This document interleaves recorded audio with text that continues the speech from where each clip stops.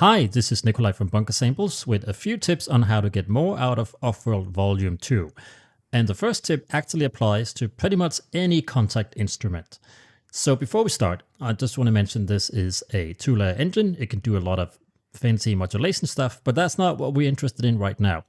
We are interested in fading from one layer to the other manually, let's say with a fader or our mod wheel. So the first thing I draw your attention to is over here, where it says Automation, and you want to be in MIDI Automation. Here you can see all your CCs. I'm going to use the mod wheel CC1. So watch that. Now I'm going to click here, learn MIDI CC, and on the second volume control, do the same, move my mod wheel. And now we can see our two controllers here. Now we have a basic volume control, because it's moving both the knobs in the same direction. However, we can change that. I clicked on CC1 here, and down here we can see our two controls. To make the script a bit more efficient, the names doesn't really make any sense, but that doesn't matter. All we have to know is that we have two controls assigned to CC1, and here we can flip them, where it says from 0 to 100%. We're going to go 100% and 0. And now you can see our knobs move in the opposite direction.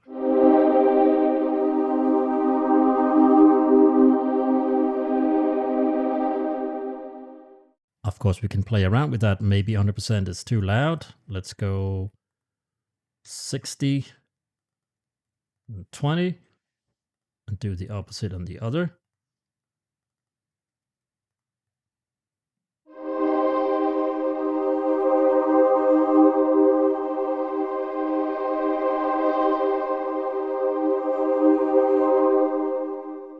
And you can do that with pretty much any two knobs in any Kontakt library you own. In this case, you may have noticed there is a bit of a volume dip right when the two sounds meet in the middle.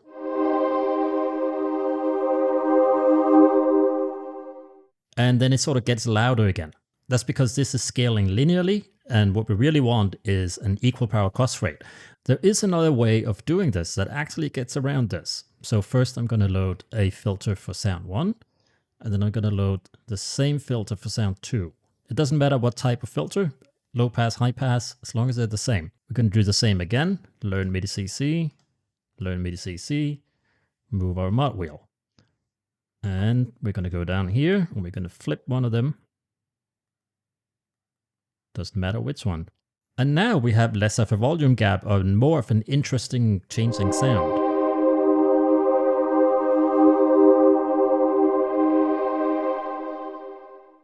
The second trick I want to show you is that you can use the LFOs as gates. If I hold Command on the Mac and drag, I can get rid of most of this stuff. For now, we're just interested in this one. We want to gate it. We want a, let's say, 16-note gate. I'm going to turn this to the faster it goes, which is 1/8 note. And you can see it's sort of divided into 6 zones. So I go from the third one and do this. And now, as I turn the modulation up, you will hear our gate start to come in.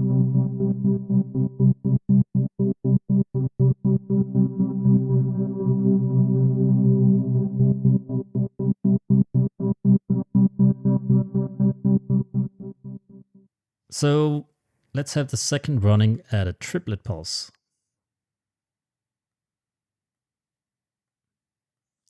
Because I want to show you that you can create some interesting polyrhythmic patterns with accents and all sort of fun things. Let's see what that sounds like. Let's turn this one off for now.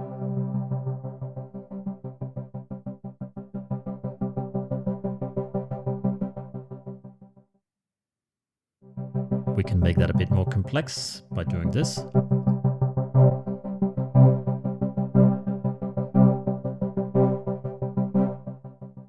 If I want to add an accent to the downbeat, I can do something like this.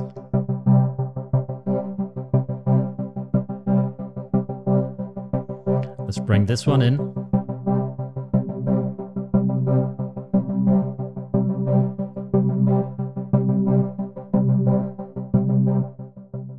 Let's mess around with these a bit more. Let's see what we can come up with.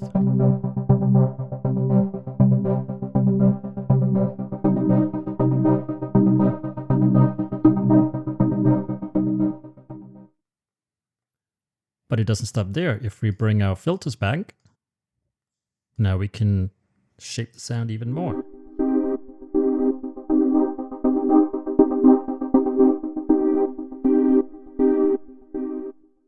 Now, the last thing I want to mention is how you can tame distortion with the filters. Let's get rid of this for now.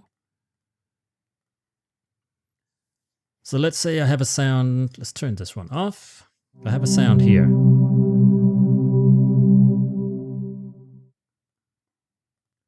I want to add, let's go with tape saturation to that.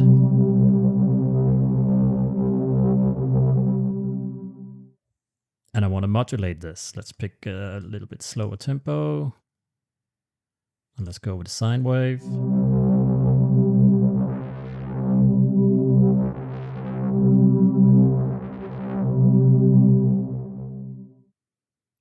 That's a bit gnarly, so I want to put a filter on that.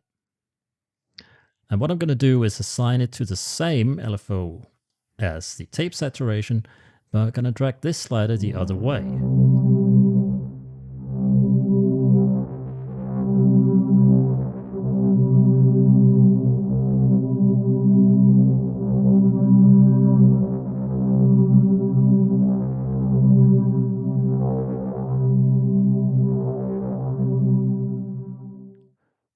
So just to show you a quick and easy way to make knobs sort of move at the same speed but in the opposite direction, you can do a lot of creative stuff with all the effects included with that trick. So I hope you find that useful. I hope you get to enjoy this library. And if nothing else, I hope you can use the first trick I showed you. Thanks for watching and see you in the next one. Bye bye.